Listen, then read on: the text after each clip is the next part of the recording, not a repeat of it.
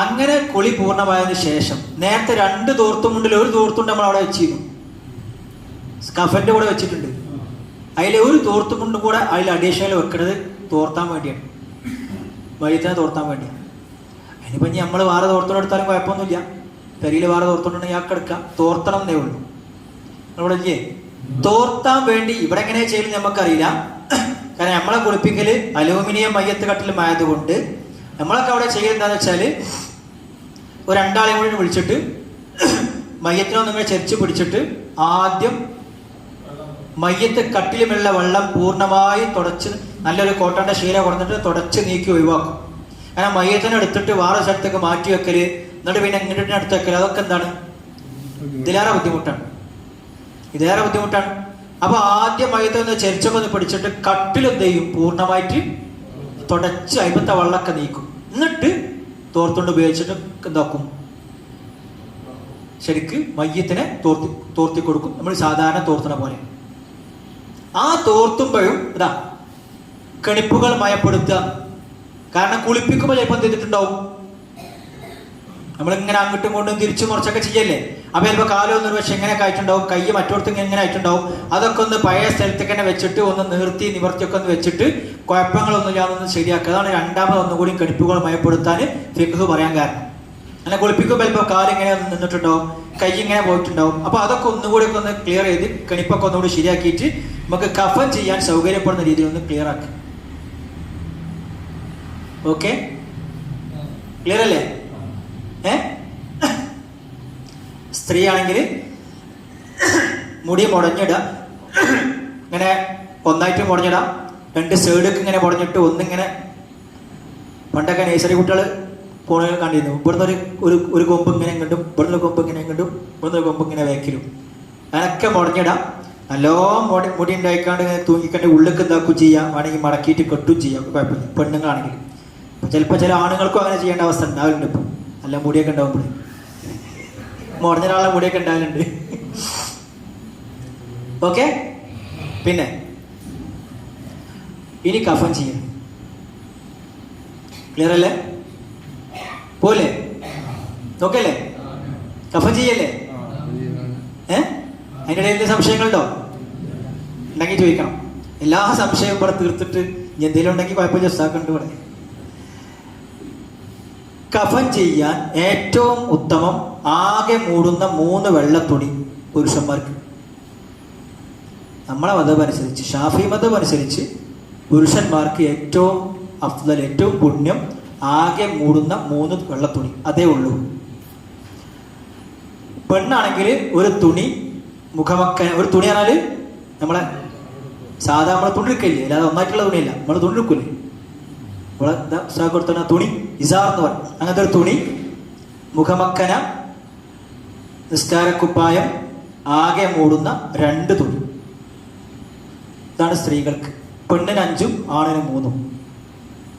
അതിനപ്പുറം എന്തെങ്കിലും ഇവിടെ ഉണ്ടാകലുണ്ടോ? ഉണ്ടോ? അല്ല, ആണുങ്ങൾക്ക് ഉണ്ടാകലുണ്ടോ? ഇല്ല, കുഴപ്പമില്ല. ഈ കമീസ് ചില മതബിലൊക്കെ ഉണ്ട്, നമ്മളെ മതബിലില്ല. പിന്നെ ചിലര് തുണി തുണിയൊക്കെ കിട്ടുന്നത് അത് അപ്പം അറ്റേക്കൊന്നും ഒഴിവാക്കണില്ല. മനസ്സിലായില്ല? ഈ ഏറാം തുണിയൊക്കെ ഉപയോഗിക്കുന്നുണ്ട്. അപ്പൊ അതിന് ഇവിടുന്ന് ഒന്നും ഒഴിവാക്കിയാൽ മതി. 3 എണ്ണത്തിൽ ഒന്ന് എവിടുന്ന്? ഇവിടെ 3 എണ്ണം ഉണ്ടാവണമെന്നേ ഉള്ളൂ. ടെക്സ്റ്റൈൽസ് കൊടുക്കുന്ന തന്നെ വേണമെന്നില്ല. മാത്രമല്ല, ടെക്സ്റ്റൈൽസ് കൊടുക്കുന്നതിനേക്കാൾ നല്ലത് നമ്മൾ ഇവിടെ ഉപയോഗിച്ച സാധനമാണ്. അതായത് കഴുകി ഉപയോഗിച്ച പഴയതാണ് പുതിയതിനേക്കാൾ ഔല.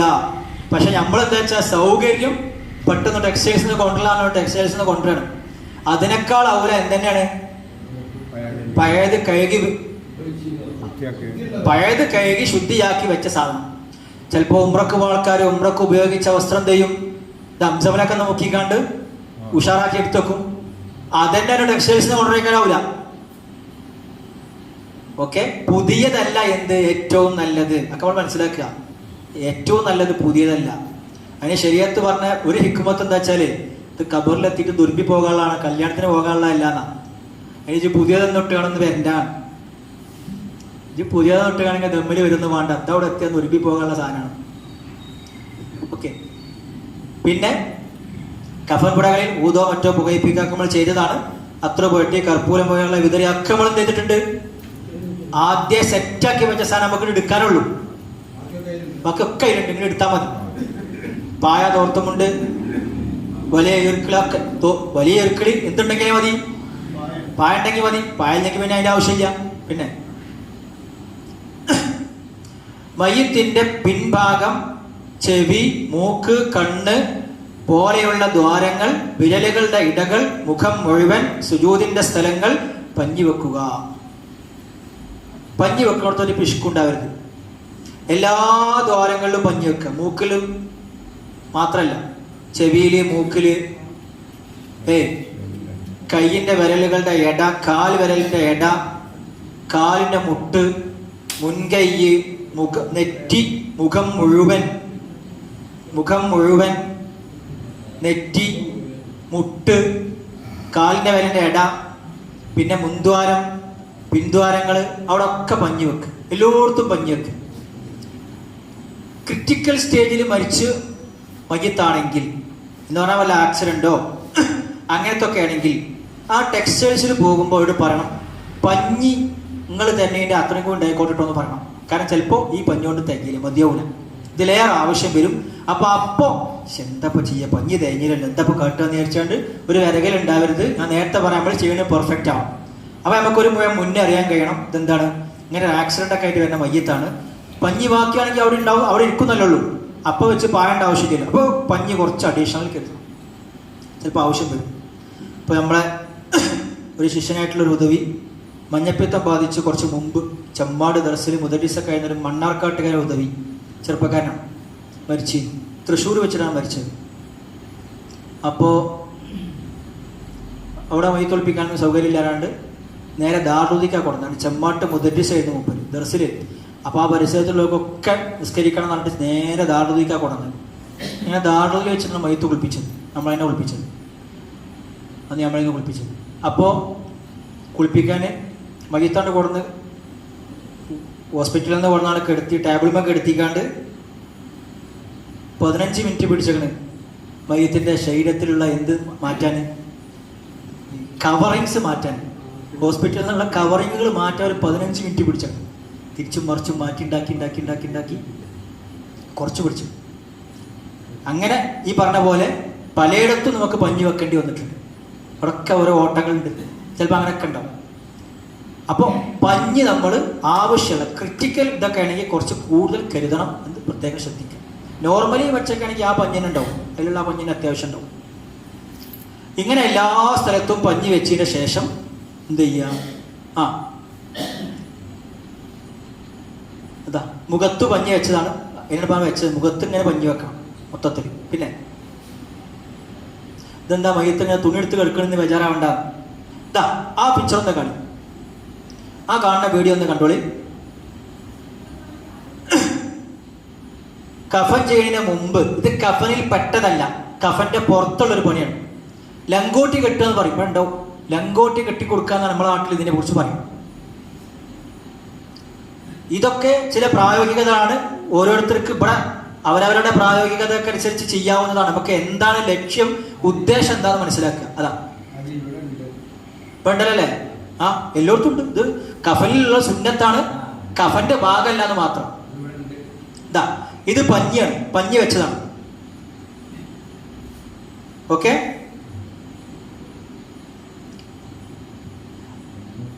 എന്നിട്ട് എന്ത് ചെയ്യാന്ന് വെച്ചാല് അതാ ആ ശീലക്ക് ഒരു കീറല് കൊടുക്കുക. ഇതൊരു ഒരു രൂപം പറഞ്ഞു കേട്ടോ, ഇവിടുത്തെ ചെയ്യുന്ന ആൾക്കാരത്ത് അല്ലാത്ത വേറെ രൂപങ്ങളുണ്ടാവും, അതൊക്കെ സ്വീകരിക്കാം. ഓരോരുത്തരുടെ ഇതിനനുസരിച്ച് നമുക്ക് ആവശ്യം എന്താണെന്ന് വെച്ചാൽ ഇതാ മുൻദ്വാരം പിൻദ്വാരം ചേർത്ത് നന്നായി പഞ്ഞി വെച്ചിട്ട് ഇവിടെ നിങ്ങണ്ട് അതുകൊണ്ട് കൂട്ടി കെട്ടുക.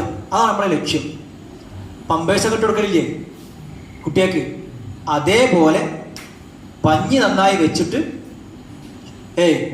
അതുകൊണ്ട് കൂട്ടിക്കെട്ട്. ശുദ്ധ ശുദ്ധ അല്യത്താഹു ബി ഹിർഖത്തിൻ ബഅദ ദസ്സി ഖുതുനിൻ ഫിഹാ, പഞ്ഞി ഇതിനുള്ളിൽ വെച്ചിട്ട് അല്യത്താഹു പറഞ്ഞാൽ മുൻദ്വാരത്തിനും പിൻദ്വാരം രണ്ടിനും കൂടി പറഞ്ഞ പേരാ. എന്നിട്ട് ഒന്ന് ഒറ്റ കൂട്ടിക്കെട്ടുക. അതിൻ്റെ ഒരു രൂപം കാണിച്ചെന്നത് മാത്രം അങ്ങനെ കൂട്ടിക്കെട്ടാൻ പറ്റുന്ന ഓരോരുത്തർക്കും അവരവരുടെ ചെയ്യുന്ന ആളുകൾക്ക് അവരുടെ ഹിതത്തിന് ആ വിഷയം എന്താണെന്ന് മനസ്സിലാക്കുക. ഓക്കെ, ഇങ്ങനെ തന്നെ ആവണം എന്ന് ചെയ്യണം, ചിലപ്പോൾ ഇങ്ങനെ തന്നെ ആവുകയും ചെയ്യാം. പഞ്ഞി വെച്ച് കെട്ടുക. ഓക്കെ, എങ്ങനെ ഉണ്ട് നേരത്തെ പറഞ്ഞല്ലോ. ഈ കെട്ടില് കെട്ടുക. ഇത് കഫന്റെ മുമ്പ്, കഫനിൽ പെട്ടതല്ല, എന്നാൽ കഫന്റെ ഭാഗമായി ചെയ്യേണ്ടത്. ഇനി തലഭാഗം, അര, കാൽഭാഗം കെട്ടാൻ പാകത്തിൽ കയറ് വെക്കുക. ശേഷം കഫൻ പുടകൾ അതിനു മേലെ ഒന്നിനു മുകളിൽ ഒന്നായി വെക്കുക. അതിനൊന്നും നമുക്ക് പ്രയാസമില്ല, അതൊക്കെ നമ്മൾ എവിടെ ചെയ്തേക്കണേ, ആദ്യം റെഡിയാണ്. ഇനി നമുക്ക് എന്ത് ചെയ്താൽ മതി, ആ കഫംപുടം അതിനെടുത്താണ് പുറത്തേക്കൊന്ന് വിവരം കൊടുത്താൽ മതി. അപ്പൊ അതിന് കൊണ്ടു തരും. അത് കൊണ്ടു തരുമ്പോ ശ്രദ്ധിക്കേണ്ട കാര്യം, അത് ഇനി എന്ത് ചെയ്യണം, മയ്യത്തിന്റെ നമ്മൾ തോർത്തിയിടേക്ക് വെച്ചില്ലേ അല്ലേ, ആ കട്ടിലുമേ നനവൊക്കെ ഒഴിവാക്കിയിട്ടുണ്ട്. ഇനി അത് മയ്യത്തിന്റെ അടിയിക്കട് വെക്കണം. അത് കുറച്ച് ശ്രമകരമാണ്, കാരണം നല്ല വെയിറ്റ് ഉണ്ടാവും. അപ്പൊ ഈ പറഞ്ഞ മാതിരി 2-3 ആൾക്കാരെ വിളിച്ചിട്ട് മയ്യത്തിന് എന്ത് ചെയ്യണം, ഒന്ന് പിടിക്കണം, ഒന്ന് താങ്ങി പിടിക്കണം. എന്നിട്ട് അപ്പോ ഈ കഫംപുട വെക്കുന്ന ആൾക്കാർ ചടുലമായി ചെയ്യുമാണ്. ഓരിങ്ങനെ തണുത്തു കൊടുക്കരുത്, അങ്ങനെ വലിയ പിടിച്ചിരിക്കുകയാണ്. വളരെ പെർഫെക്റ്റ് ആയിട്ട് നല്ല ആരോഗ്യമുള്ള ആൾക്കാരെ വേണം. പെർഫെക്റ്റ് ആയിട്ട് കറക്റ്റ് നമ്മളാ കഫംപുട നിർത്തിയിട്ട് അത് വെക്കുക. വെക്കുമ്പോ ചിലപ്പോ എന്തുണ്ടാവും, അതിന്റെ കയറോ അല്ലെങ്കിൽ തോർത്തൊക്കെ ആണ്ടോടൊക്കെ നീങ്ങിയിട്ടുണ്ടാവും. പഞ്ചക്കമള വെച്ചിട്ടുണ്ടല്ലോ, പഞ്ചക്കമളയിൽ എടുത്തു വെച്ചു, നേരെ ആ കഫംപുട നിർത്തിയിട്ട് ആ തോർത്ത് ഇതൊക്കെ ഒന്ന് ബാലൻസ് ചെയ്യാം. ഒന്ന് ബാലൻസ് ചെയ്ത് വെക്കുക. സെന്റർക്ക് കയറൊക്കെ ഒന്ന് അപ്പുറത്ത് തലയിടൊക്കെ ഒന്ന് വെക്കുക. എന്നിട്ട് മയത്തിനോടെ കെടുത്തുക. കെടുത്തി കഴിഞ്ഞിട്ട് എന്തെങ്കിലും കാണുകൊണ്ടൊക്കെ നീക്കാനോ ബാലൻസിങ് ഉണ്ടെങ്കിൽ ചെയ്യാം. എന്നിട്ട് അതൊന്ന് സെറ്റാക്കി വെക്കുക. പഞ്ഞൊക്കെ നമ്മൾ വെച്ചല്ലോ, എന്നിട്ട് ആ പഞ്ഞൊക്കെ റെഡിയാക്കി വെച്ചിട്ട് അവിടെ കയറൊക്കെ വെച്ചതാണ്.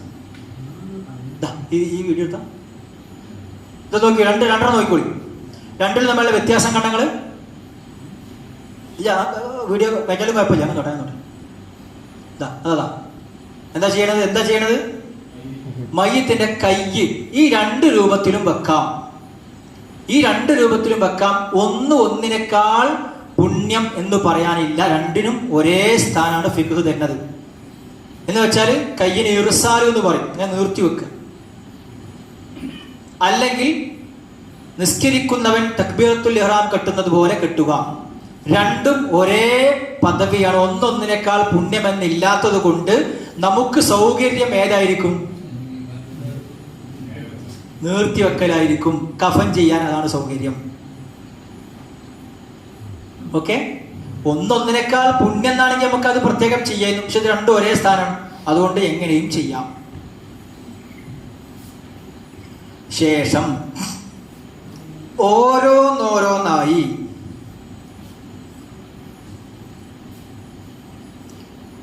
ഒന്ന് വരി അതൊന്ന് പിടിച്ചാൽ മതി. അത് പിടിച്ചാൽ മതി.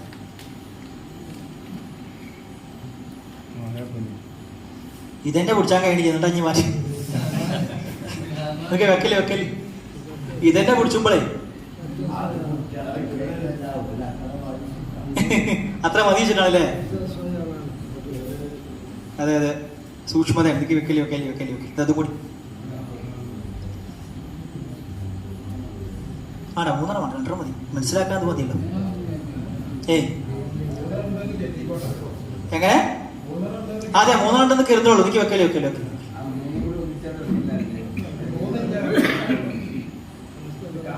ഇതൊന്ന് വെച്ചോളി.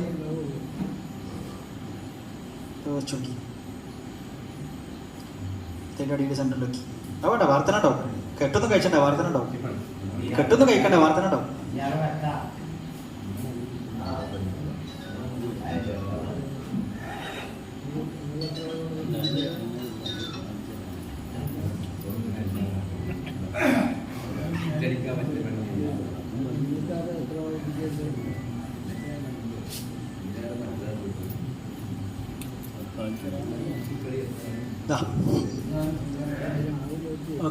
വെക്കല് അതും കൂടി വെക്കി.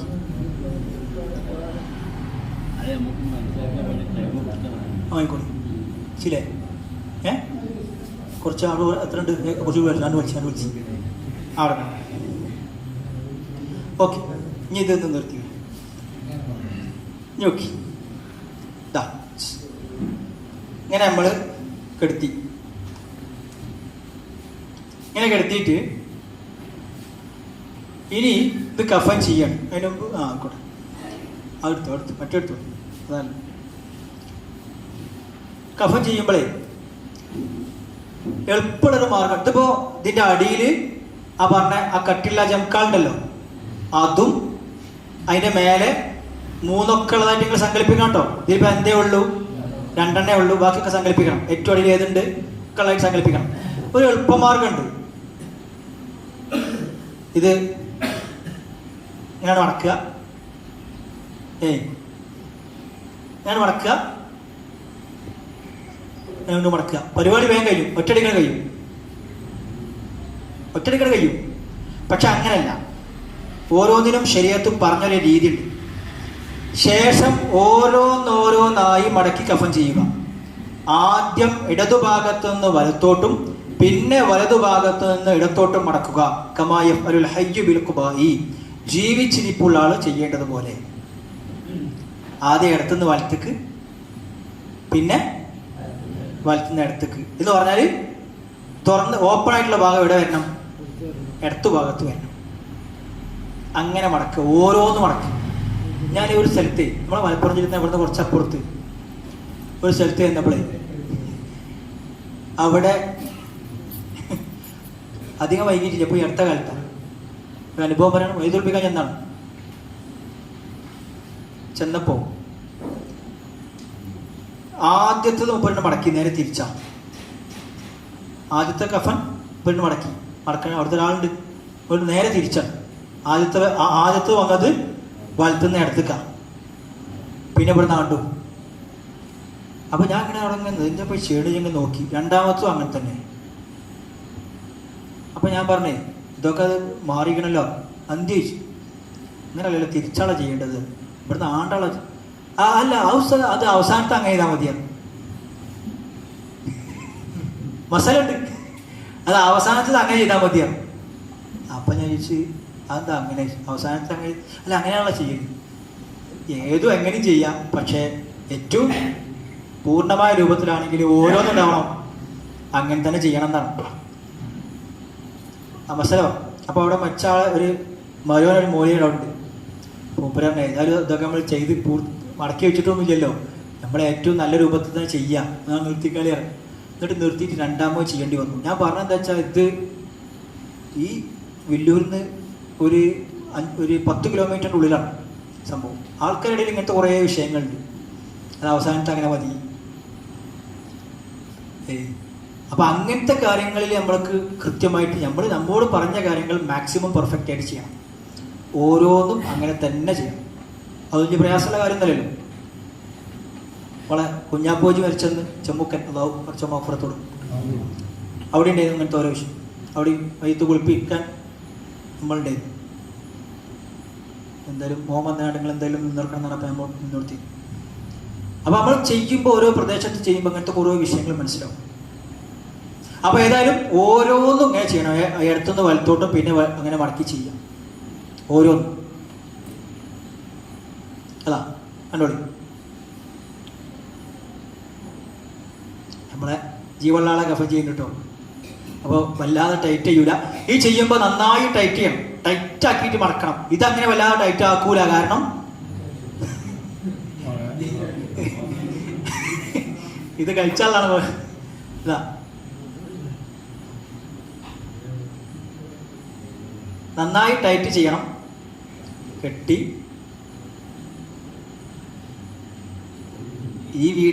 ഈ വീഡിയോ ഇതിലുള്ള ആളിടക്കിടക്ക് എന്ന് കാണലുണ്ട്.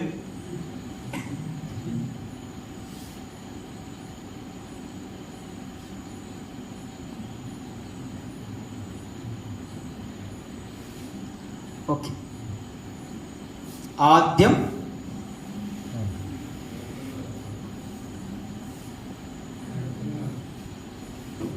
ഇടത്തുനിന്ന് വലത്തോട്ടും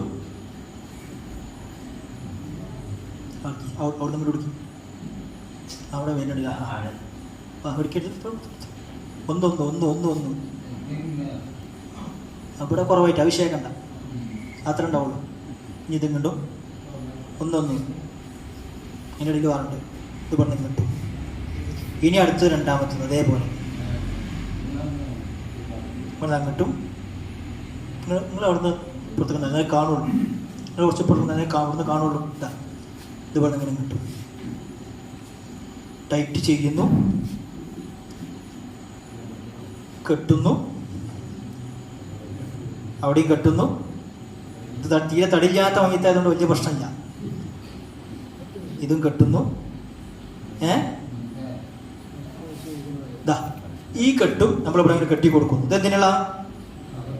ഇത് കബർക്ക് ഇറക്കാളെ തോർത്തുണ്ട്. അതൊക്കെ നമുക്ക് തിരിച്ചിട്ട ആളാണ്. കബർക്ക് ഇറക്കാളെ തോർത്തുണ്ട. ഓക്കെ, ക്ലിയർ ആയില്ലേ? ഖലാസ് പോട്ടെ.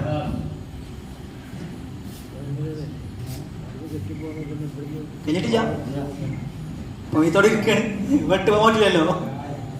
യെസ്. ഇനി നമ്മളെ നാട്ടിൽ സാധാരണ ചെയ്യുന്നതനുസരിച്ച് ഒരു എന്താവും, ഒരു ദ്വാക്ക നടത്തി ചിലപ്പോൾ ഇതിനെ പുറകെ വെച്ചിട്ടുണ്ടാവും. നമ്മള് മറ്റേ ദുബായിൽ ചെന്നപ്പോ ഇപ്പൊ കഴിഞ്ഞ പ്രാവശ്യം റമദാന്റെ സമയത്ത് തുടക്കത്തിൽ ഖത്തറിൽ നിന്ന് പോയി. അവിടെയും എന്തെടുത്തിരുന്നു, ഒരു മയ്യത്ത് പരിപാടിയുടെ ക്ലാസ് എടുത്തിരുന്നു. അതിന് മുമ്പത്തൊല്ലം ദുബായിൽ. അപ്പോൾ ദുബായിൽ ഇങ്ങനെ ക്ലാസ് എടുക്കുമ്പോൾ ഞാൻ വെറുതെ ചോദിച്ചു, കുറേ ആൾക്കാരുണ്ട്. അപ്പോൾ ഞാൻ ചോദിച്ചു, ഇവിടെ ഇപ്പോൾ ഒരാൾ മരിച്ചാൽ എത്ര സമയം നമ്മൾ സാധാരണ അവിടെ ഇങ്ങനെ വെക്കും എന്ന് ചോദിച്ചു. അപ്പോൾ ഒരാൾ ചോദിച്ചു, എന്ത് ചോദിച്ചു? പോലീസ് വരുന്നവരെ വെക്കും, പോലീസ് വരുന്നവരുടെ അടുത്ത് പോയോ എന്നെ അതുകൊണ്ട് ഫുൾ റെഡിയാക്കിയേ വെക്കുള്ളൂ എന്തായാലും എന്നാണ്. അപ്പോൾ നമ്മളിങ്ങനെ വെക്കുന്ന ആൾക്കാരാണ്, അതൊക്കെ വേറെ വിഷയം. ഏതായാലും ഇനി നമുക്കുള്ളത് മയ്യത്ത് കൊണ്ടുപോകണം. മയ്യത്ത് അതിൻ്റെ എന്ത് സംശയങ്ങളുണ്ട് നിങ്ങൾ ചോദിക്കാം കേട്ടോ. അത് ഒരു പ്രശ്നം, സംശയം തീരണം. ദ്വാരക്കുമ്പോഴത്തേക്ക് എങ്ങനെയാണോ സൗകര്യം അങ്ങനെ എടുക്കുക, എങ്ങനെയാണോ ദ്വാരക്കാൻ സൗകര്യം അങ്ങനെ. ചില നാട്ടിലൊക്കെ വളരെ ഇടങ്ങാറായിട്ടുണ്ട്. കാരണം മുറ്റം തീരെ ഉണ്ടാവില്ല, മുറ്റം ഉണ്ടാവില്ല. ചിലയിടത്തൊക്കെ കാണുമ്പോൾ നമുക്ക് തോന്നും തീരെ മുറ്റം ഉണ്ടാവില്ല. എന്നിട്ട് ഇടങ്ങാറയക്കാണ്ട് ആ മയ്യത്തിനെ കുറിച്ച് എവിടെ മയ്യത്തൊക്കെ എടുത്താൽ ഇടുങ്ങിയ മുറ്റേക്കാരം മഴ പെയ്യുന്നുണ്ടാവും, ശിവര് തൂട്ടിട്ടുണ്ടാവും. എന്നിട്ട് രണ്ട് സ്റ്റൂളൊക്കെ കൊടുന്നേച്ച് അവിടെ അങ്ങനെ വെച്ചിട്ട് എല്ലാവർക്കും മയ്യത്ത് ഔത്തുന്നോട്ടെ. ഇതിനെത്ര ഇടങ്ങാറാണ്. മയ്യത്തോടെ ആൾക്കാരെ മുറ്റത്തു നിന്നാണ് ദ്വാരക്കാണ്ട് നേരെ ആ സ്ഥലത്തേക്ക് വെച്ചുകൊണ്ട് കൊണ്ടുപോയാൽ മതി. ദ്വാരക്കുമ്പോൾ അവിടെ മുറ്റത്തോടാണ് മുന്നിൽ ഇങ്ങനെ വെച്ചുകാണ്ട് സൗകര്യം ഉണ്ടെങ്കിൽ വെച്ചോളി. പക്ഷെ ചിലയിടത്തൊക്കെ നമുക്ക് ഇടങ്ങാറ് തോന്നണം. ഞാൻ വന്നിട്ട് ചില ഒന്ന് രണ്ട് സ്ഥലത്ത് പറഞ്ഞിട്ടുണ്ട്, ഇങ്ങോട്ട് ഇടങ്ങാറൊക്കെ എടുക്കാതെ അവിടെ നോട്ടെ. ആ മയ്യത്തിനുള്ള ഷഫായത്ത് ദ്വാരക്കല്ലേ, എന്നിട്ട് അവിടെ നിന്ന് ഇങ്ങോട്ട് ഇതാക്കി അങ്ങനത്തെ ഒരു വിഷയം ദീനി യുസ്രാണ്, എളുപ്പമാണ്. നമ്മൾ എന്ത് ചെയ്യരുത്, അതിനെ ഇടങ്ങാറിലേക്ക് കൊണ്ടുപോകരുത്. സൗകര്യമുള്ള മിറ്റാണെങ്കിൽ അവിടുത്തെ സൗകര്യം എങ്ങനെയാണോ അങ്ങനെ എടുത്തുക. ചില മിറ്റത്ത് കെടുത്തലേക്ക് തെക്ക് വടക്ക് കെടുത്തലേക്കാരം. കാരണം എന്താണെന്ന് വെച്ചാൽ നമ്മളെ ഫിഖ് അനുസരിച്ച് കൊണ്ടുപോകുമ്പോൾ അവിടെ വെച്ചൊരു ദ്വാ ചെയ്ത് കൊണ്ടുപോകുക എന്നൊരു വിഷയമില്ല. നമ്മളെ ഫിഖിൽ എന്തേ ഉള്ളൂ, ഒരാൾ മരിക്കുന്നു, ഫിഖിൽ എന്താ ഉള്ളത്, ഒരാൾ മരിക്കുന്നു, അയാളെ കുളിപ്പിക്കുന്നു, കൊണ്ടുപോയി മറയുന്നു, ഇതേ ഉള്ളൂ. അതുകൊണ്ട് അതേ ഫുഖഹാ പറയൂ. പിന്നെ അവിടെ കെടുത്തുമ്പോൾ കുളിപ്പിക്കുന്നതിന് മുമ്പുള്ള കെടുത്തലേ ഉള്ളൂ. ആ കെടുത്തലിനാണ് ഫുഖഹാ എന്ത് പറയുന്നത്, ഇങ്ങനെയാണ് കെടുത്തേണ്ടതെന്ന് പറയാൻ കാരണം. ഓക്കെ, പിന്നെ അതുകൊണ്ട് തന്നെ കാണാം, കുളിപ്പിക്കുമ്പോൾ വരെ ഈ പറഞ്ഞ കോലത്തിലാണ് കെടുത്തേണ്ടത് ഏറ്റവും അഫ്ദലായ രൂപം. നമ്മൾ ഈ പറഞ്ഞ പോലെ കുളിപ്പിക്കുമ്പോൾ വരെ അങ്ങനെ നമ്മളെടുത്ത് ആ കെടുത്തലേ ഉള്ളൂ. ഓക്കെ, പിന്നെ മയ്യത്തെടുക്കാൻ ആ മയ്യത്തെടുക്കുമ്പോൾ ചില നാട്ടിലൊക്കെ ഉണ്ടാവും ഒരാള് കാരണന്മാരാണെങ്കിൽ ഒരാള് അതുപോലെ ഓലെ ബാധ്യതയാണ് പറയല്. മയ്യത്തെടുക്കാൻ നേരത്തൊരു പ്രസ്താവന ഉണ്ടാവും. കുറച്ചാൾക്കാർ മുന്നേക്കാൾ നടന്നോളി അറിയും. ഇവിടെ ഉണ്ടോ അറിയില്ല, ഉണ്ടോ അങ്ങനെ പറയലുണ്ടോ? നാളെ മുതൽ എന്ന് പറയുമ്പോൾ വിചാരം നിൽക്കും. ഇനി അടുത്തതായിട്ട് നമ്മുടെ നാട്ടിൽ മരണം ഉണ്ടാക്കില്ല, ആ സെന്റൻസ് ഒന്ന് മാറ്റണം. എന്നിട്ട് എന്താക്കണം എന്നറിയും, എല്ലാവരും മുന്നേക്കാൾ നടന്നോളി എന്ന് പറയണം. നമ്മളതിന് മാതൃകാവുമാണ്. മയ്യത്തിന്റെ കൂടെ നമ്മളെ മതമനുസരിച്ച് മയ്യത്തിന്റെ ജനാസയുടെ മുമ്പിൽ വൽ മഷിയു അമാമഹാ ബിഖുർബിഹ ബിഹൈസു ലവിൽതഫത റആഹ. മയ്യത്തിന്റെ ജനാസയുടെ മുമ്പിൽ, ജനാസയുടെ അടുത്ത് പറഞ്ഞാൽ തിരിഞ്ഞു നോക്കിയാൽ എന്ത് കാണും, ജനാസ കാണുന്ന രീതിയിൽ നടക്കുക. ഇപ്പൊ വളവിൽ കാണൂല എന്നല്ല, അത് വളവിന്റെ കുഴപ്പമാണ്. നോർമലി പോവുകയാണെങ്കിൽ തിരിഞ്ഞു നോക്കിയാൽ കാണുന്ന ദൂരത്തിൽ നടക്കുക, അതാണ് അഫ്ദൽ. ഒപ്പം നടക്കലുമല്ല, ബേക്കൽ നടക്കലുമല്ല. അപ്പൊ ഇനി സെന്റൻസ് മാറ്റണം. എങ്ങനെയാ പറയണ്ട്? എല്ലാരും മുന്നേക്ക് നടന്നോളി എന്ന് പറയണം. അങ്ങനെ നടത്തണം. എന്തിനാ വെറുതെ നടക്കണ കൂലി നഷ്ടപ്പെടുത്തുന്നത്? അങ്ങനെ നടക്കലാണ് അഫ്ദൽ. പിന്നെ എന്തിനാ വെറുതെ നഷ്ടപ്പെടുത്തുന്നത്? ചിലപ്പോൾ നമ്മളങ്ങനെ പറയലുണ്ട് ചില നാട്ടിൽ. ഇത് കേൾക്കുമ്പോൾ കുറച്ചാൾക്കാരാക്കണ്ട, എല്ലാവരും നടന്നോളി എന്ന് പറയലുണ്ട്, പറയാൻ പറ്റുന്നോടത്ത്. അപ്പൊ അങ്ങനെ കൊണ്ടുപോകുമ്പോൾ മയ്യത്ത് എടുക്കാൻ 2 രൂപമുണ്ട്. ഏറ്റവും ശ്രേഷ്ഠമായത് രൂപം 1, 3 പേർ ചേർന്ന് പിടിക്കുക. അത് കൊണ്ടുപോകണം. ഇങ്ങനെ കൊണ്ടുപോകാം. 3 പേര് ചേർന്ന് പിടിക്കുക എന്ന് പറഞ്ഞാല് മയ്യത്തിന് 2 അമൂദ്, 2 തൂണുണ്ടാവും മുന്നിക്ക്. മയ്യത്ത് കട്ടിലിന് അല്ലേ, കട്ടിലിന് തൂണുണ്ടാവും.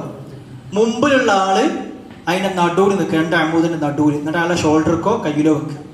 ബാക്കിലുള്ള ആൾക്കാർ ഒരാൾ വലത്തെ ഷോൾഡറിലും മറ്റാൾ ഇടത്തെ ഷോൾഡറിലും വെക്കുക. ഇങ്ങനെ കൊണ്ടുപോകുക. പള്ളിക്കാട്ടിൽ എത്തുമോ? ഇറങ്ങി വിറ്റത്തേക്കിന് എത്തൂല. കാരണം നമുക്ക് ഇപ്പോഴാണ് നമ്മൾ ആരോഗ്യം മനസ്സിലാക്കുക. ഫിഖ് ഇങ്ങനെ പറയുമ്പോൾ അതിനർത്ഥം ഇങ്ങനെ കൊണ്ടുപോയിരുന്നൊരു കാലം ഉണ്ടായിരുന്നു എന്നല്ല. അപ്പൊ നമുക്ക് നമ്മൾ ആരോഗ്യം മനസ്സിലാവും. എത്ര ഉണ്ട്?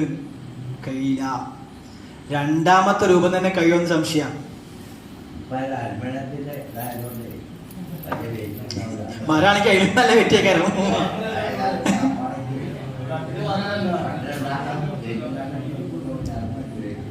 അടുത്തിടയ്ക്ക് രൂപം 2, 4 പേർ ചേർന്ന് പിടിക്കുക. ഇത് നമ്മളെ കൊണ്ട് കഴിയില്ല.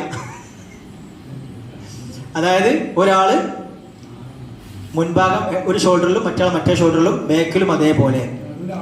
നടുവിലാളില്ല, കഴിയില്ല.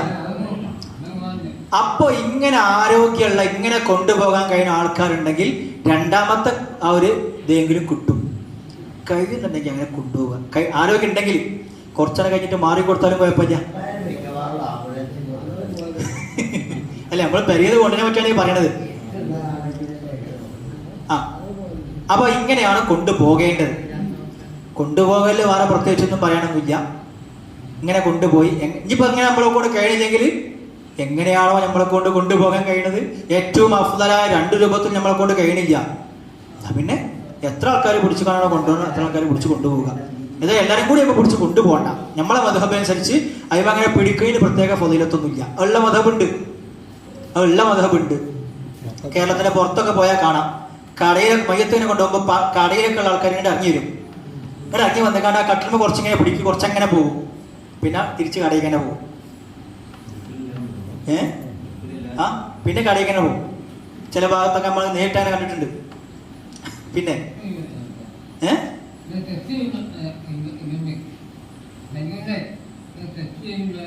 ഇങ്ങനെ തൊട്ട് ഇങ്ങനെ വരെ തിരിച്ചു വരുന്ന ആൾക്കാരെ കാണാം. പിന്നെ യെസ്, ഇനി ബാക്ക് കൊടുത്തു. അപ്പോ ഇനിയുള്ള കാര്യങ്ങൾ നമുക്ക് വീഡിയോ ആയിട്ട് പറയുന്നില്ല. ഇവിടെ ശ്രദ്ധിച്ചോളൂ, അത് നോക്കണ്ട. ഇനിയുള്ള കാര്യങ്ങൾ ഒരു പിക്ചറോ വീഡിയോ ആയിട്ട് പറയാൻ. പള്ളിക്കെത്തിയല്ലോ, നമ്മൾ പള്ളിക്കെത്തി. നിസ്കാരം നമുക്ക് പ്രത്യേകം എന്ത് ചെയ്യേണ്ട ആവശ്യമില്ല, പറയേണ്ട ആവശ്യമില്ല. നിസ്കാരത്തെക്കുറിച്ച് നമുക്ക് പ്രത്യേകം പറയേണ്ട ആവശ്യമില്ല. പിന്നുള്ളത്, നിസ്കാരം കഴിഞ്ഞിട്ട് ഒടുക്ക് കൊണ്ടുപോകണം, പള്ളിക്കാട്ട് കൊണ്ടുപോകണം. ഖബർ നമുക്ക് വീഡിയോ എടുക്കാനും ഇതൊക്കെ പ്രയാസമുള്ളതുകൊണ്ട് ഖബർ നമ്മൾ പറയണുള്ളൂ. എന്താണില്ല, ഇവിടെ കാണുന്നില്ല. ഞാൻ എന്നെ നോക്കിയാൽ മതി. ഇനി ദിമുഖാക്കിക്കണം, ഒരു കണക്ഷൻ ദിമുഖാക്കിക്കണം. ക്ലോസ് ചെയ്യാൻ പോകണം. അവസാനത്തേക്ക് എത്തിയിട്ടുണ്ട്.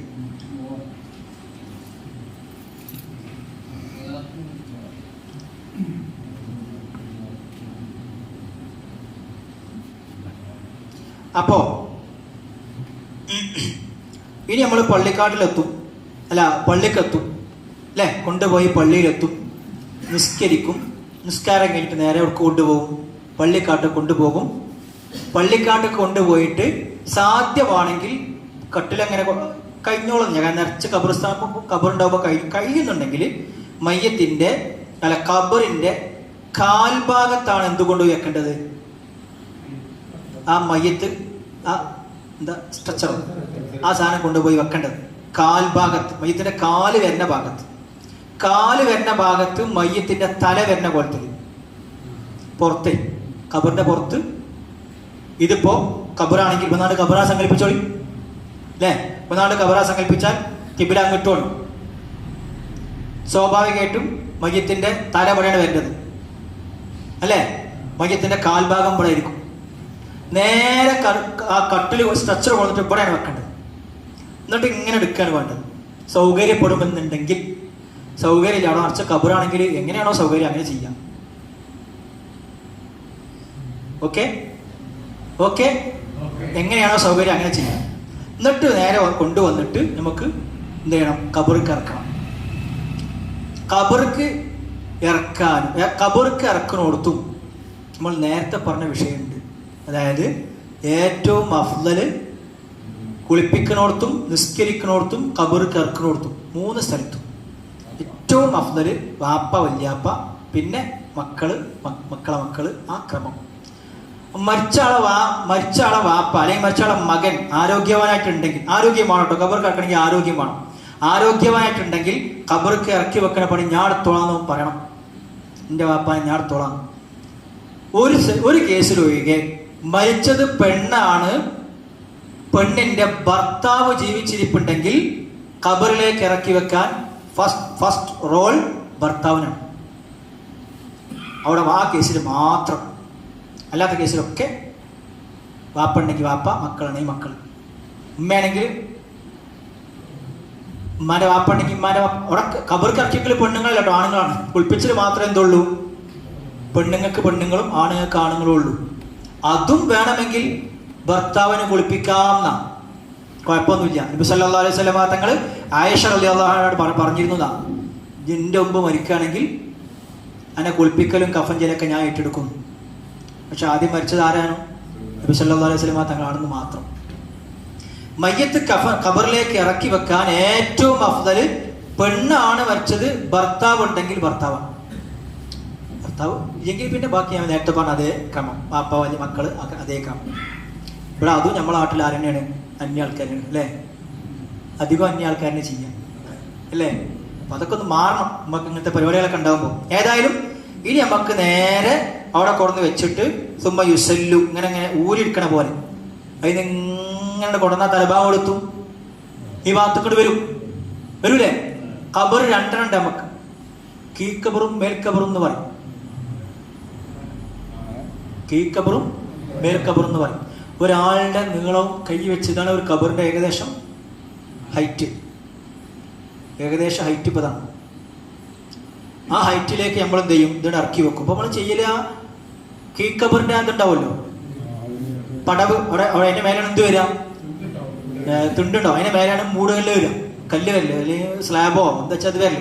അവിടെ നിന്നിട്ട് ശരിക്ക് ഈ കെട്ട് ഉറപ്പിച്ച് നിർത്തിയിട്ട് എന്ത് ചെയ്യും, ഇങ്ങനെ പിടിച്ചിട്ട് ഇങ്ങനെ ചെരിച്ച് പിടിക്കേണ്ടി വരും. നല്ല വെയിറ്റ് ഉണ്ടാവും, നല്ല ആരോഗ്യമാണ്. ആ സമയത്ത് വല്ല പോക്കറ്റിൽ വല്ല ഫോണോ അങ്ങനെയൊക്കെ എന്തെങ്കിലുമൊക്കെ ഉണ്ടെങ്കിൽ അതൊക്കെ കൊടുക്കുക. അതൊന്നും വെച്ചുകൊണ്ട് അയക്കി ചാടരുത്. വിലപിടിപ്പുള്ള സാധനങ്ങൾ ചാടി എടുക്കാൻ ഇറങ്ങുക, അത് വേറെ വിഷയം. ഏതായാലും ഇതിങ്ങനെ ഇറക്കി വെക്കുക. ഖബർക്ക് വലതുവശത്തിൻ്റെ മേൽ ചരിച്ചിട്ട് ഇങ്ങനെ ശരിക്കും പിടിച്ചിട്ട്, ഇത് ഖബറാണെങ്കിൽ ഇങ്ങനെ ഇറക്കി വെക്കുക, ഇങ്ങനെ ഇറക്കി കൊടുക്കുക. അപ്പോൾ 2 ആൾക്കാർ അവിടെ ഉണ്ടാവും. മിക്കവാറും ഖബർ കുഴിക്കാൻ 2 ആൾക്കാർ അവിടെ സഹായിക്കാൻ ഉണ്ടാവും. ഓലെ സഹായവും ഉണ്ടാവും ഈ സമയത്ത്. ഇങ്ങനെ പതുക്കെ ഇങ്ങനെ വലത്ത് ഇങ്ങനെ ഇറക്കി കൊടുക്കുക. ഓക്കെ. അപ്പോൾ ഖബർക്ക് ഇറങ്ങി അവിടെ എത്തലോടുകൂടെ ഈ തോർത്തുമുണ്ട് അയച്ചു കാണുന്നതാവും ഇങ്ങോട്ട് പുറത്തേക്ക് തരും. പ്ലസ് എന്നിട്ട് അവിടെയുള്ള ഉത്തരവാദപ്പെട്ട ആള് ഈ കെട്ടയക്കും. ചില ആൾക്കാർ ഈ കെട്ടും പുറത്തേക്ക് തരും. ഓരോ സിസ്റ്റം. ഈ കെട്ട് അയച്ചിട്ട് അതിൽ തന്നെ ഇടും ചെലവില്. എന്നിട്ട് ഈ മുഖം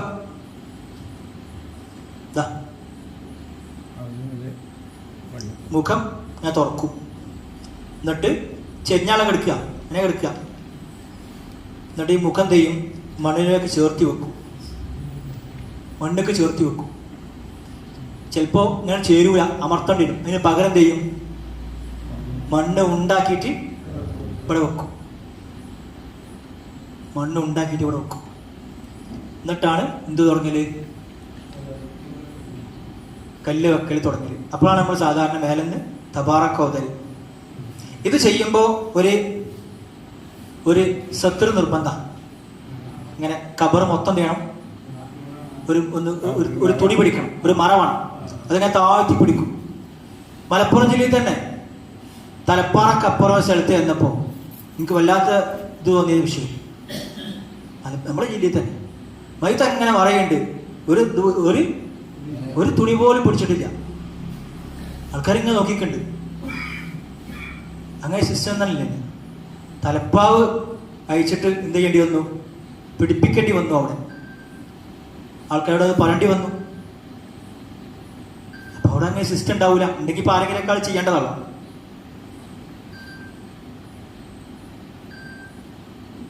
ഉണ്ടെങ്കിൽ ഇപ്പൊ അത് ആരെങ്കിലൊക്കെ ചെയ്യേണ്ടതാണ്. ആരും ഇങ്ങനെ ചെയ്താക്കി ശ്രദ്ധയിൽപ്പെട്ടില്ല. സ്ഥലം ഞാൻ പറയണില്ല, അങ്ങനത്തെ നെഗറ്റീവായിട്ട് സ്ഥലം പറയണ്ട. ഏതായാലും ഒരു മറച്ചിട്ട് നമ്മൾ ഈ മൂടലിങ്ങനെ ഈ മൂടൽ തുടങ്ങിയാൽ ആ ശീലം ഒഴിവാക്കിയിട്ട് പിന്നെന്താവും? മൂടലിങ്ങനെ തുടങ്ങും. മൂടൽ തുടങ്ങി കബറ് പൂർണ്ണമായി മൂടിക്കഴിഞ്ഞാൽ, കബറ് പൂർണ്ണമായി മൂടിക്കഴിഞ്ഞു. മൂടി പറഞ്ഞാൽ മണ്ണിട്ട് മൂടിയതല്ല, എന്തായി? കല്ല് വെച്ച് അതിന്റെ ദ്വാരങ്ങളൊക്കെ അടച്ചു കഴിഞ്ഞാൽ ദഫൻ എന്ന സാധനത്തിന്റെ മിനിമം കഴിഞ്ഞു. ആ മിനിമം കഴിഞ്ഞാൽ ഇതെടുത്തിട്ട് ഒരു പരിപാടിയിലാണെന്ന് പറഞ്ഞാൽ മതി. അങ്ങനെ ഇത് കഴിയും, മൂടൽ കഴിയും. അത് കഴിയുമ്പോഴാണ് നമ്മളോട് തസ്ബീത്ത് ചെല്ലാനുള്ള ഓർഡർ. തസ്ബീത്തിനുള്ള ഓർഡർ ഇത് കഴിഞ്ഞാൽ, മൂടൽ കഴിഞ്ഞാൽ, മൂടിക്കഴിഞ്ഞു. അപ്പോൾ നമ്മൾ തസ്ബീത്ത്, നമ്മുടെ നാട്ടിലെ തസ്ബീത്ത് ഒരു സുന്നത്താണ്. ഇങ്ങനെയുള്ള ഇങ്ങനെയുള്ള മയ്യത്തുമായി ബന്ധപ്പെട്ടിട്ടുള്ള ഇങ്ങനത്തെ വിഷയങ്ങളൊക്കെ ഇഖ്തിലാഫുള്ള ഒരു തസ്ബീത്ത് ചൊല്ലി, തസ്ബീത്തും കഴിഞ്ഞാൽ അപ്പോൾ മണ്ണ് അതോടൊപ്പം തന്നെ എന്ത് നടക്കുന്നുണ്ടാവും? മിൻഹാ ഖലഖനാക്കും മണ്ണിടൽ നടക്കുന്നുണ്ടാവും. കഴിയുമ്പോൾ വല്ലാക്ക വരും. എന്നിട്ട് തെളുക്കുകയും ചെല്ലും, ദ്വാരന്ന് പിരിയും. ഇതാണ് ഇപ്പോൾ ഇതിൻ്റെ ഒരു ആകെയുള്ള ഒരു രൂപം. ക്ലിയർ അല്ലേ? ക്ലിയർ അല്ലേ? ഇനി അതിൽ ശ്രദ്ധിക്കേണ്ട ഒന്ന് രണ്ട് കാര്യങ്ങൾ ഇതുമായി ബന്ധപ്പെട്ടുകൊണ്ട്, പ്രത്യേകിച്ച് നമ്മളുടെ കാലത്ത് ഡയാലിസിസ് വിധേയമാകുന്ന ആളുകൾ കുറേയുള്ള കാലമാണ്. ഒന്ന്, ഇത് നമ്മൾ അവസാനത്തേക്ക് മാറ്റിച്ചാണ്. ഡയാലിസിസ് പേഷ്യൻസ് നമ്മുടെ നാട്ടിൽ കുറേയുള്ള കാലമാണ്. ഡയാലിസിസിന് വേണ്ടി മനുഷ്യ ശരീരത്തിൽ ദ്വാരം അല്ലേ തുറട്ടിട്ടുണ്ടോ? പലയിടത്തും ആകാം. ചില സ്ഥലത്ത് ഇപ്പോൾ നമ്മളെ ദാർലുദ്ദീനുള്ള ഒരു ഉസ്താദ്, പഴയ ഒരു ഉസ്താദിൻ്റെ പെങ്ങൾ അമ്മായി മരിച്ചിട്ട്, ഒരു പഴയ ഒരു ഉസ്താദിൻ്റെ അമ്മയാണ് മരിച്ചോടുന്ന് എനിക്കൊരു കോൾ വന്നു. മുപ്പര വിളിച്ചു, നിങ്ങൾ ഇതിൻ്റെ ഒരാളാണല്ലോ.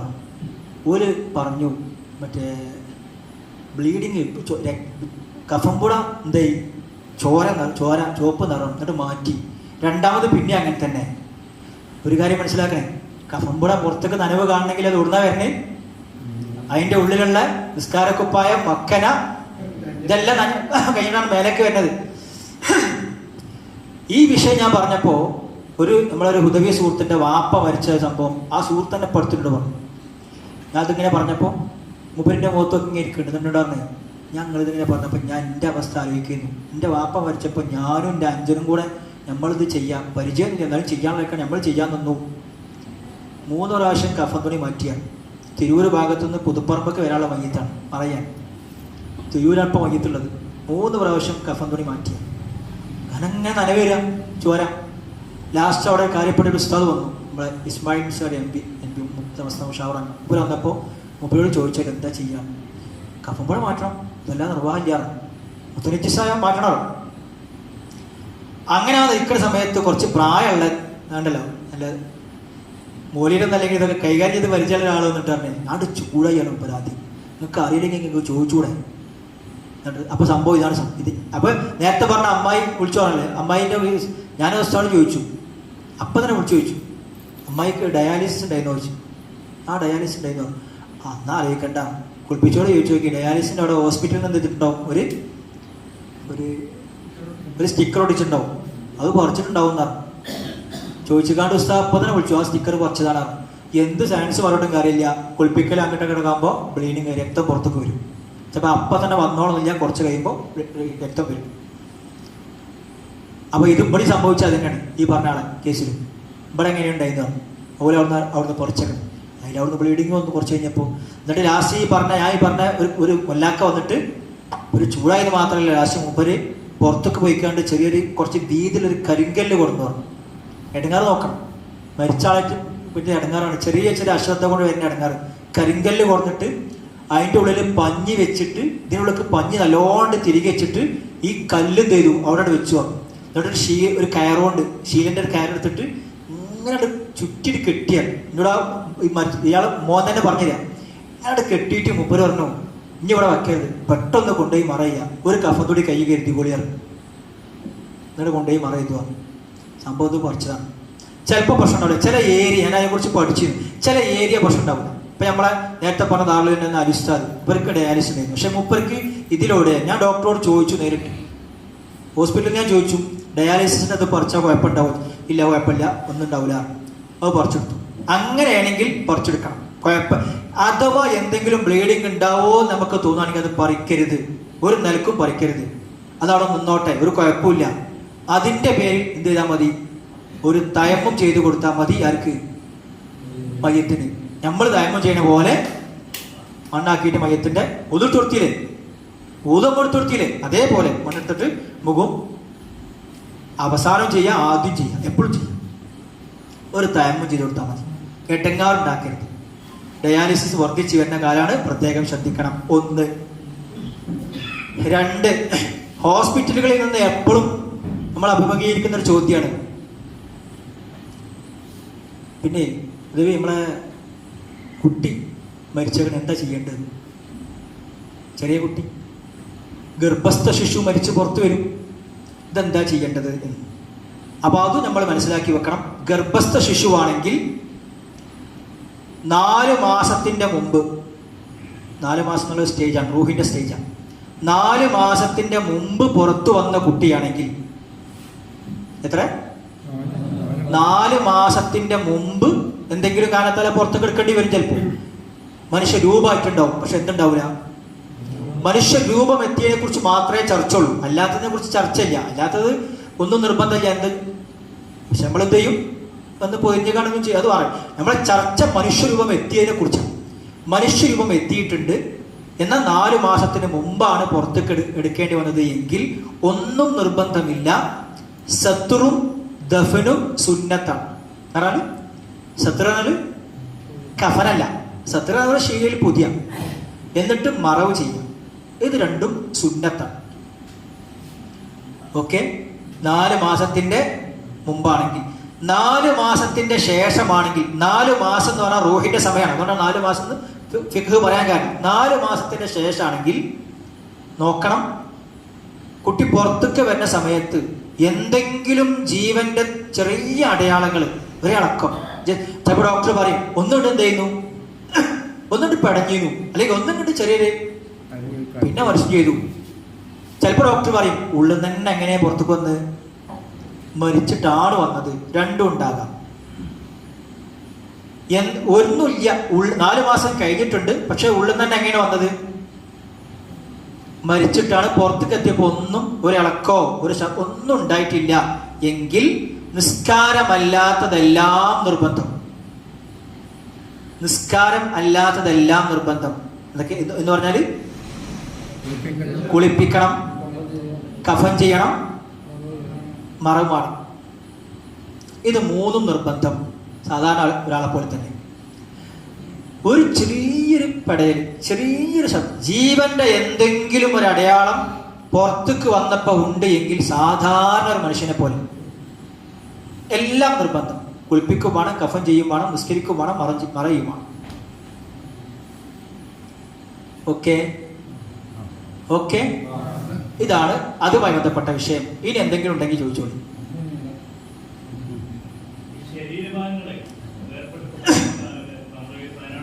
അതെ, ശരീരഭാഗങ്ങൾ വേർപെട്ടു പോയാൽ അതിന് 1-2 രീതികളുണ്ടാവും. ഒന്ന്, മരിച്ച് നമ്മൾ കഫൻ ചെയ്ത് നിസ്കരിച്ച് മറവ് ചെയ്ത ഒരാളുടെ ശരീരഭാഗം പിന്നീട് കിട്ടാം. അങ്ങനെ വയനാട് സംഭവിച്ചിട്ടുണ്ട്. ആളെ കിട്ടി, പക്ഷെ കാലില്ല. അങ്ങനെ നമ്മൾ നിസ്കരിച്ചു, എന്ത് ചെയ്തു, ആളെ മറ ചെയ്തു. പിറ്റേന്ന് ആളെന്ത് കിട്ടി? കാല് കിട്ടിയാൽ ഈ കാല് ദഫൻ ചെയ്യൽ നിർബന്ധമാണ്. ഗസ്ലും ദഫനും നിർബന്ധം, നിസ്കാരമില്ല. ഗസ്ലും സത്തുറും മറക്കലും പൊതിയലും ദഫനും ചെയ്യണം. എന്തില്ല? നിസ്കാരമില്ല. നിസ്കാരം എന്തിനാണ്? ദാത്തിനാണ്. ഇനി വേറൊന്ന്, ഒരാളെ കൈ കിട്ടി, കയ്യുമത്തെ മോതിരം കൊണ്ടോ അല്ലെങ്കിൽ എന്തെങ്കിലും കൊണ്ടോ ആളെ മനസ്സിലായി, ആളെ കിട്ടിയിട്ടില്ല, ആളെ പറ്റി വരില്ല. കൈ കിട്ടി, ആ ആളെ ഉദ്ദേശിച്ചുകൊണ്ട് കയ്യിന്റെ മേൽ നിസ്കരിക്കുകയും ചെയ്യണം. ആ ആളെ ഉദ്ദേശിച്ചുകൊണ്ട് ആരെ നിസ്കരിക്കുക? കയ്യിന്റെ മേൽ നിസ്കരിക്കുക. കാരണം നിസ്കാരം അവയവങ്ങളുടെ മേലല്ല, ആരെ മേലാണ്? ദാത്ത്, ആളെ മേലാണ് നിസ്കാരം. അങ്ങനെ സഹാബത്തിൽ നിന്ന് ഒരാളെ പേരിൽ നിസ്കരിച്ചിട്ടുണ്ട്. ഒരാളെ കാണാതെ പോയിരുന്നു. ലാസ്റ്റ് ഒരു പരുന്തിങ്ങനെ വന്നിട്ട് മുപ്പരെ കയ്യേറ്റാണ്ട് ഇട്ടു എന്നാണ്. മോതിരം കൊണ്ട് സഹാബത്തിന് മനസ്സിലായത് ഇന്ന ആളാണ്. അപ്പൊ സല്ലുവാണ് നിസ്കരിച്ചു. ഈ ആളെ പേരിൽ നിസ്കരിക്കും. ഓക്കെ. ഇന്നലെ ദാറുദ്ദീക്ക് ഒരു മുനവ്വർ ശിഹാബ് തങ്ങളെ അവിടെ എത്തി, അവിടെ പരിപാടിക്ക് പോയല്ലോ. അവിടുന്ന് ഒരു വിഷയം, ഒരു ഇഷ്യൂ റേസ് ചെയ്തു. അതായത് മരിച്ച കുറെ ആൾക്കാരെ അവയവങ്ങൾ വേറെ സ്ഥലത്ത് മറയിട്ടുണ്ട്, ആളെ കിട്ടി. അപ്പൊ ആളെ വേറെ സ്ഥലത്ത് മറയിട്ടുണ്ട്. അപ്പൊ ഈ അവയവങ്ങൾ എന്ത് ചെയ്യട്ടെ? മാന്തിയിട്ട് ആളെ മറയണ കബറിക്കന്നെ കൊടുന്ന് വെക്കാൻ വേണ്ടിയിട്ടുള്ള ഒരു ചോദ്യം. അതിന് നമ്മൾ മറുപടി കൊടുത്തിട്ടുള്ളത് ഇതാണ്, അങ്ങനെ ഇല്ല. കബർ ദഫൻ ചെയ്ത സാധനം പിന്നെ മാന്തണമെങ്കിൽ അതിന് അതിൻ്റെതായ എന്തുണ്ട്? നിയമങ്ങളുണ്ട്. അതിൻ്റെതായ നിയമങ്ങളുണ്ട്. ഒന്നുകിൽ നിർബന്ധമായി നമ്മൾ ചെയ്യേണ്ട എന്തെങ്കിലും സംഗതി ചെയ്യാൻ വിട്ടുപോകുക, അല്ലെങ്കിൽ മറമാടിയ ആളുടെ കയ്യിൽ നിന്ന് വിലപിടിപ്പുള്ള എന്തെങ്കിലും സാധനങ്ങൾ കബറിലേക്ക് എന്താകുക? കൊഴിഞ്ഞു ചാടുക. കാണാഞ്ഞല്ലോ പഠിച്ച റബ്ബേ, സാംസങ് S24 Ultra നോക്ക് അത് കാണാഞ്ഞല്ലോ. അപ്പോഴാണ് ആലോചിച്ച് നോക്കുക, കബർക്ക് വീണക്കണോ സംശയം. ഞാനൊരു വിലപിടിപ്പുള്ള സാധനത്തിന് ഉദാഹരണം പറഞ്ഞാണ്. എന്നാ കബർ മാന്തിട്ട് എടുക്കാം. നബി സല്ലല്ലാഹു അലൈഹി വസല്ലം തങ്ങളെ വന്ന് കാണാൻ വേണ്ടി, കിട്ടാൻ വേണ്ടി മുഗീറത്ത് ഇബ്നു ശുഅബ റളിയല്ലാഹു അങ്ങനെ ചെയ്തു എന്നൊരു സംഭവം വരെ കാണാം. മുപ്പരെ മോതിരം എല്ലാം ആരും കാണാതെ കണ്ടിട്ട് കബർ കണ്ടു. എന്നിട്ട് അലി റളിയല്ലാഹുവിനല്ലേ കൈകാര്യം ചെയ്തത്. അലി റളിയല്ലാഹുവിനോട് പറഞ്ഞു, എന്റെ മോതിരേക്ക് വീണേക്കണ്. എന്നിട്ട് ഇറങ്ങിക്കണ്ട ആ മോതിരം എടുത്തപ്പോൾ നബി തങ്ങൾ ഒന്നിങ്ങനെ മസ്ക് ചെയ്ത് കണ്ട് ആ ബർക്കത്തിന് വേണ്ടി എന്ന് വരെ ഹദീസിൽ കാണാം. അതിന് വേണ്ടി എടുക്കാം. അതുകൊണ്ട് കയ്യിലുള്ളടത്ത് കയ്യും ഷെയ്യിലുള്ളടത്ത് ഷെയ്യും കിടന്നോട്ടെ. സിയാറത്തിന്റെ സമയത്ത് രണ്ട് സ്ഥലത്തും പോയിട്ട്, സിയാറത്ത് പറഞ്ഞാൽ ദുആ ഷഫാഅത്താണ്, രണ്ട് സ്ഥലത്തും പോയിട്ട് വേണമെങ്കിൽ ദ്വാരന്നോളി, അല്ലെങ്കിൽ ഓരോരുത്തർ പോയിട്ട് മൊത്തത്തിൽ അത് സൗകര്യത്തിനനുസരിച്ച് ചെയ്യാവുന്നതാണ് എന്നാണ് നമ്മൾ ശരിയാണ് കൊടുത്തത്. ഇപ്പോൾ ലേറ്റസ്റ്റ് ആയിട്ടുണ്ടായ വിഷയം, ഏറ്റവും പുതിയ വിഷയം. പിന്നെ ചേലാകർമ്മം ചെയ്യപ്പെടാത്ത കുട്ടികൾ ഉണ്ടോ? ചേലാകർമ്മം ചെയ്യപ്പെടുമ്പോൾ സുന്നത്തയച്ച ആ തൊലിന്റെ ഉൾഭാഗം നമ്മൾ സാധാരണ ഇങ്ങനെ ആക്കുമ്പോൾ അതിന്റെ ഉൾഭാഗം ഉണ്ടല്ലോ, അത് ശരീരത്തിന്റെ പുറംഭാഗമാണ്, ഉൾഭാഗമല്ല. അതുകൊണ്ട് നിർബന്ധമായും വെള്ളമെത്തേണ്ട സ്ഥലമാണ്. ചേലാകർമ്മം ചെയ്യപ്പെടാത്ത ആളാണ് മരിച്ചതെങ്കിൽ ഒരു തയമ്മും ചെയ്തു കൊടുക്കണം. അതൊക്കെ ശ്രദ്ധിക്കേണ്ട കാര്യങ്ങൾ. അതല്ല, ചെറിയ കുട്ടികളൊക്കെ ആണെങ്കിൽ തയമ്മിന്റെ ആവശ്യം ഉണ്ടാവില്ല. ആ തൊലി ഒന്ന് ഇങ്ങോട്ടാക്കിയാൽ തന്നെ എന്താവും? ആ തൊലി ഇങ്ങനെ മേലേക്ക് വരും. രക്തമൊക്കെ പൊടിഞ്ഞ പോലത്തെ വലിച്ചണം എന്നല്ല, ചെറിയ കുട്ടികളുടെ സോഫ്റ്റ് ആക്കാൻ ഒന്ന് ഇങ്ങനെ ആക്കിയാൽ തന്നെ എന്താവും? ആ തൊലി ഇങ്ങോട്ട് വരും. അങ്ങനെ വരുന്നുണ്ടെങ്കിൽ അതൊന്ന് ആക്കിയാൽ വെള്ളം ഒഴിച്ചാൽ മതി. അല്ല എങ്കിൽ തയമ്മും ചെയ്തു കൊടുക്കൽ നിർബന്ധം. വേറെന്തെങ്കിലും ഉണ്ടോ? ഏറെക്കുറെ ഇങ്ങനെ ടച്ച് ചെയ്ത് പോകേണ്ടതാണ് മനസ്സിലായത്. കുറച്ച് സമയം കുറേ ചെയ്യും, നമുക്ക് പ്രശ്നമില്ല. എന്തെങ്കിലും സംശയങ്ങൾ എന്തെങ്കിലും ബാക്കിയുണ്ടെങ്കിൽ തീർക്കാം, ഇല്ലെങ്കിൽ നമുക്ക് അവസാനിപ്പിക്കുകയും ചെയ്യാം. അല്ലേ? ഏതായാലും ഇതിനാണ്ടി ഒരുക്കിയില്ലേ? ചോദിക്കുകയാണെങ്കിൽ ചോദിക്കാം. നിങ്ങൾക്ക് വിഷയത്തിന്റെ ഏകദേശം ഒരു പിക്ചർ ക്ലിയർ ആയിരിക്കും നമ്മൾ പ്രതീക്ഷിക്കണം.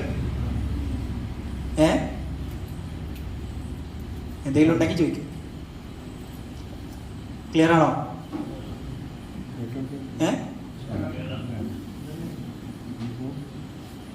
സംശയങ്ങളൊന്നും വരാനില്ല. അതിനെക്കുറിച്ച് പറഞ്ഞേക്കണോ?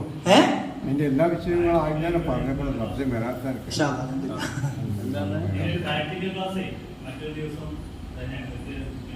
ചെയ്യാവുന്നതാണ്. അതായത് നമ്മൾ ചിലയിടത്ത് അങ്ങനെ ചെയ്യലുണ്ട്, നമുക്ക് സൗകര്യപ്പെടുന്നിടത്ത്. ഒരു പ്രാക്ടിക്കൽ ക്ലാസ് വരികയാണെങ്കിൽ നമ്മളൊരു സൈഡിലവിടെ നിന്നെടുക്കും, ഡെമ്മിയോ അല്ലെങ്കിൽ ഏതെങ്കിലും ഒരാളെ തൽക്കാലം വെച്ചിട്ട് കുറച്ച് ആൾക്കാരെ കൂടിക്കാണ്ട് എന്താക്കും, അതൊന്നാണ് ചെയ്യും, എന്നാൽ ചെയ്ത് കാണ്ട് നോക്കും. അങ്ങനെ ചെയ്യാറുണ്ട്, കുഴപ്പമില്ല.